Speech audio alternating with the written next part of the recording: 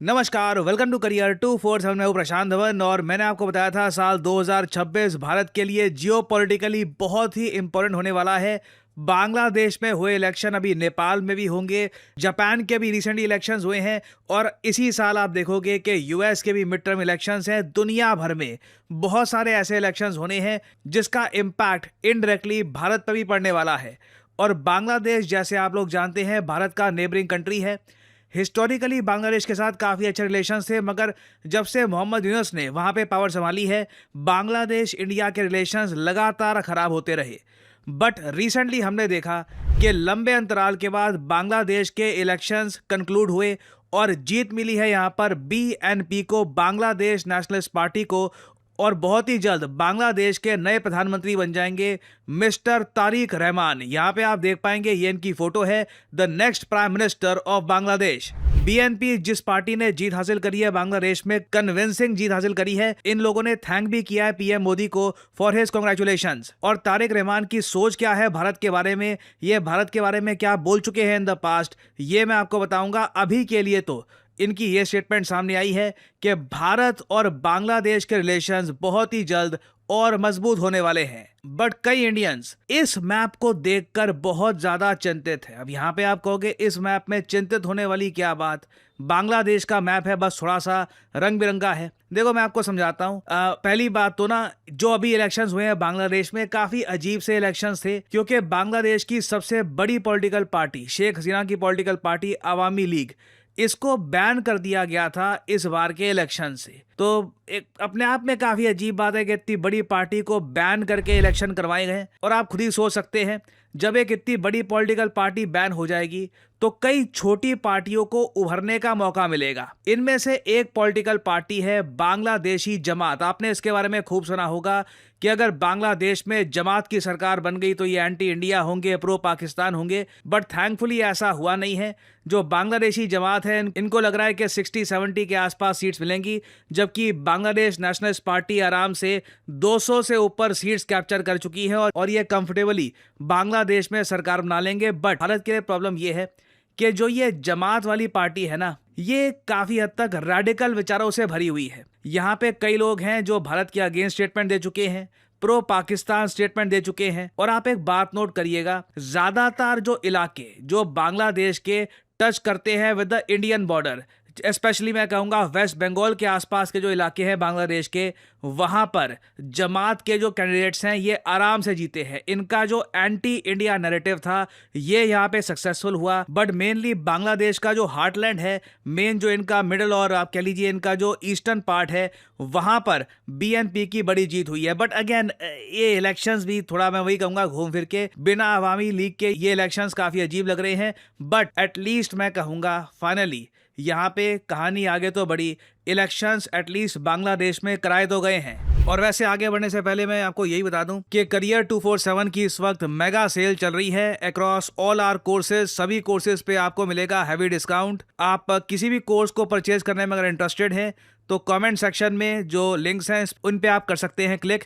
और वीडियो के एंड में एक बहुत ही इंपॉर्टेंट मैसेज है, ये जरूर देखिएगा। नाउ अगर हम इस इलेक्शन रिजल्ट को देखें, बांग्लादेश के इलेक्शन रिजल्ट को ऑब्जर्व करें और हम ये सोचे कि यहाँ पर ज्यादा फेवरेबल आउटकम किसके लिए आया है, क्या यहाँ पर पाकिस्तान को एक एज मिली है या भारत को, तो मैं यहाँ पर कहूंगा देखिए दोनों को कुछ ना कुछ मिला है अपने अलग तरीके से। पाकिस्तान के लिए बहुत इंपॉर्टेंट था कि जो ये जमात नाम की पॉलिटिकल पार्टी है ये काफी अच्छा परफॉर्म करे।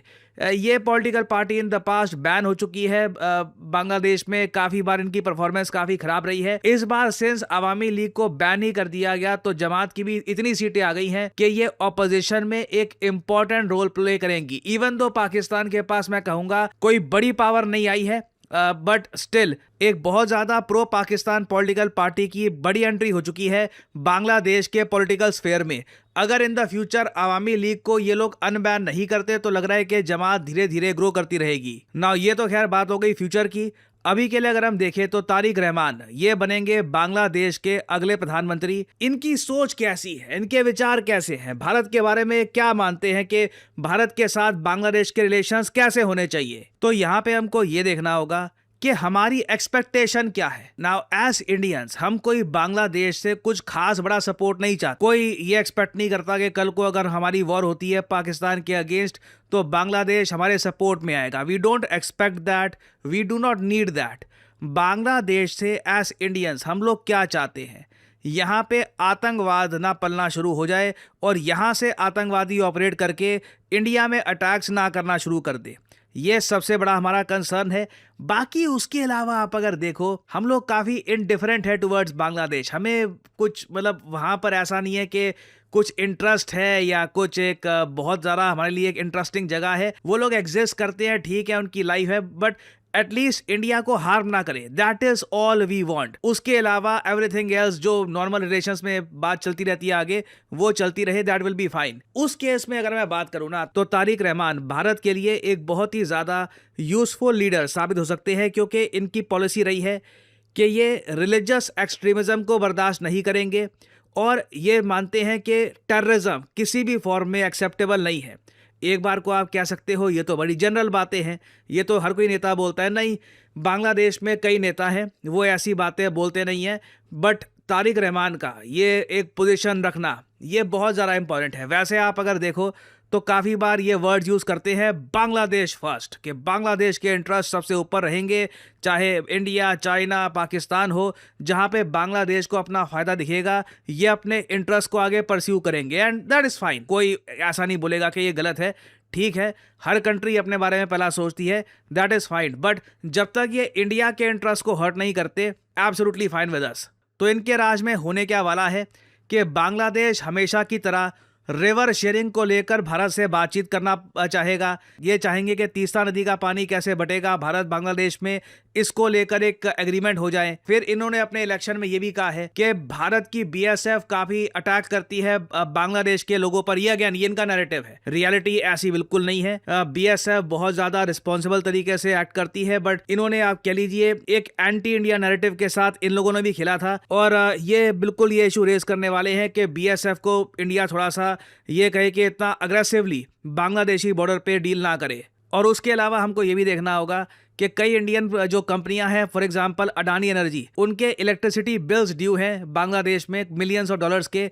क्या बांग्लादेश उन बिल्स को चुकाएगा या नहीं चुकाएगा? वैसे हिस्टोरिकली अगर मैं आपको बता दूं, शेख खलीदा जिया के टाइम में बांग्लादेश नेशनलिस्ट पार्टी जब भी पावर में आई है तो बांग्लादेश भारत के रिलेशंस और खराब हुए हैं, बट माना जा रहा है कि अभी तारिक रहमान ये अलग टाइप के नेता हैं, ये कॉमन सेंस वाले नेता हैं और ये ऊट पटांग निर्णय नहीं लेंगे। और अगेन मैं सिंपली यही कहूंगा, बांग्लादेश के मामले में अपनी एक्सपेक्टेशंस काफी कम रखिए और डिसअपॉइंटमेंट कम ही मिलेगी। एक एरिया में बांग्लादेश और इंडिया का हेल्दी कंपटीशन ये रहने वाला है कि ग्लोबल टेक्सटाइल मार्केट में ज्यादा एक्सपोर्ट कौन करेगा। बांग्लादेश को जैसे आप लोग जानते हैं यूएसए ने एक डील के अंदर ये कहा है कि हमसे कॉटन परचेज करो, चाहे महंगी भी क्यों ना मिले, हमसे कॉटन परचेज करो, उसके बनाओ कपड़े और अमेरिकन मार्केट में बेचो जीरो टैरिफ पर। पीयूष गोयल साहब जो भारत के कॉमर्स मिनिस्टर हैं, इन्होंने रिसेंटली स्टेटमेंट दी है कि भारत को भी बहुत ही जल्द ऐसी सुविधा मिल सकती है। ये अभी कंफर्म हुआ नहीं है, कई लोग ये कह रहे हैं कि हाँ नहीं इंडिया को भी ऐसी डील मिल गई। नहीं, अभी एक्चुअली इंडिया यूएस की जो इंटरिम डील है इस पर भी साइन होने बाकी है। अभी इंडिया यूएस की डील में अभी टाइम लगेगा और बताया यही जा रहा है कि अगर भारत भी इसी तरीके से यूएसए से कॉटन करता है इंपोर्ट तो हमको भी 0% टैरिफ वाली बात मिल जाएगी। बट हमें इंपोर्ट करने की जरूरत नहीं है, हमारे खुद की इतनी सारी कॉटन हमारे किसान उगा देते हैं। तो again it will be very interesting to see कि टेक्सटाइल एक्सपोर्ट के मामले में क्या भारत बांग्लादेश को लंबे समय के बाद बीट कर पाएगा या नहीं बीट कर पाएगा, क्योंकि ये एक ऐसा सेक्टर है जिससे रोजगार डायरेक्टली बनता है, दोनों कंट्रीज की इकोनॉमी है उनको बूस्ट भी मिल सकता है। सो ये एक हेल्दी कंपटीशन है, यहां पे होना चाहिए कंपटीशन। मैं तो कहता हूं कि बांग्लादेश के भी ओवरऑल एक्सपोर्ट्स बढ़े, इंडिया के भी एक्सपोर्ट्स बढ़े, दोनों जगह रोजगार हो, इकोनॉमीज इंप्रूव हो, इंडियन सब कॉन्टिनेंट आगे काफी हद तक बढ़े। ये होता है हेल्दी कंपटीशन। आतंकवादियों को संरक्षण देना, पाकिस्तान वाली पॉलिसीज अपनाना, ये बोलना कि जी भारत का सिलीगुड़ी कॉरिडोर को कट करेंगे, अटैक करेंगे वगैरह, ऐसी बातें होपफुली अब बांग्लादेश से नहीं आएंगी और इंडिया और बांग्लादेश के रिलेशंस स्टेबलाइज रहेंगे। मैं अच्छे तो नहीं कहूंगा बट काफी हद तक स्टेबल रहेंगे। और अगेन इस टॉपिक को मैं प्रॉपरली ऑब्जर्व कर रहा हूं, कुछ अपडेट्स आती हैं तो मैं आपके लिए अपडेटेड वीडियोस लाता रहूंगा। फाइनली यहाँ पे आप लोगों से मैं एक सवाल पूछूंगा। क्वेश्चन ये है कि इंडियन एयरफोर्स के जो इंस्ट्रक्टर्स हैं ये बहुत ही जल्द ट्रेन करेंगे किस देश के फाइटर जेट पायलट्स को? ये है यहाँ पे आपकी ऑप्शंस, अर्जेंटीना, यूके, यूएसए या फिर जापान। कमेंट सेक्शन में करिए उत्तर। जो लोग देंगे सही आंसर उनकी कमेंट को मैं दे दूंगा हार्ट, ताकि बाकी लोग समझ पाए कि सही उत्तर क्या है। करियर 247 का डेटा एनालिटिक्स कोर्स आज के समय पूरे भारत में हजारों बच्चों का फ्यूचर एनरिच कर रहा है। गुजरात, महाराष्ट्र, साउथ की कई जो स्टेट्स हैं हमारी, वहां से हजारों बच्चे एनरोल कर चुके हैं हमारे कोर्स में, क्योंकि इन स्टेट्स में काफी आपको अवेयरनेस मिलेगी फ्यूचर जॉब से रिलेटेड, डेटा से रिलेटेड। बट फिर भी बहुत से एस्पिरेंट्स हमसे ये सवाल पूछते थे कि जो बिजनेस साइड के स्टूडेंट्स हैं उनका क्या, जो लोग कोडिंग पाइथन नहीं सीखना चाहते उनका क्या, जो लोग प्रोजेक्ट मैनेजर बनना चाहते हैं उनके लिए क्या कोर्स अवेलेबल नहीं है? वेल फाइनली IBM के साथ, जी हाँ, द ग्लोबल जायंट IBM, इनके साथ कोलैबोरेशन में हम लोग लॉन्च कर रहे हैं करियर 247 का बिजनेस एनालिटिक्स कोर्स। ये एक ऐसा कोर्स है जिससे आप अपना करियर बिल्ड कर सकते हैं एज ए बिजनेस एनालिस्ट, और इवेंचुअली आप एक कंपनी में एक प्रोजेक्ट मैनेजर बन सकते हैं। एक प्रोजेक्ट मैनेजर की सैलरी आप अगर गूगल करेंगे तो आपको पता लग जाएगा कि भारत में साल का ना, मतलब आप रफली कह लीजिए 15 लाख से लेकर 18 लाख रुपए।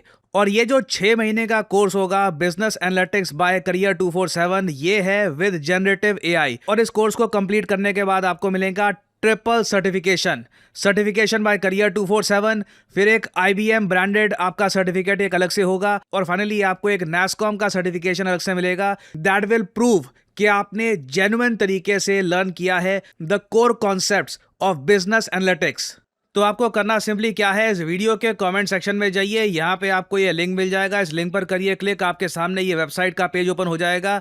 यहाँ पर जाइए और यहाँ पे आपको सिंपली ज्वाइन द प्रोग्राम ये फिल करना है, नाम, email ID, number, discount code obviously यहाँ पर डालिए PD10, ताकि आपको डिस्काउंटेड प्राइस पे ये कोड ऑफर किया जाए करियर 247 की तरफ से। फिर आपको एक फोन कॉल आएगा, आप बात कर सकते हैं, जान सकते हैं कि क्या ये कोर्स आपको सूट करता है या नहीं करता, आपको क्या क्या मिलेगा। बहुत सारे आपके और सवाल होंगे, उन सबके जवाब आपको यहाँ पे मिल जाएंगे। और अगर आपको ये कोर्स सूट करता है तो you can enrol in this course. याद रखिएगा हमारा जो फ्रेश बैच है बिजनेस एनालिटिक्स का, द फर्स्ट बैच एवर, ये शुरू हो जाएगा 14 फरवरी 2026 से। और इसी नोट के साथ ये है वीडियो का अंत। Thank you for listening and as I always say, may the gods watch over you.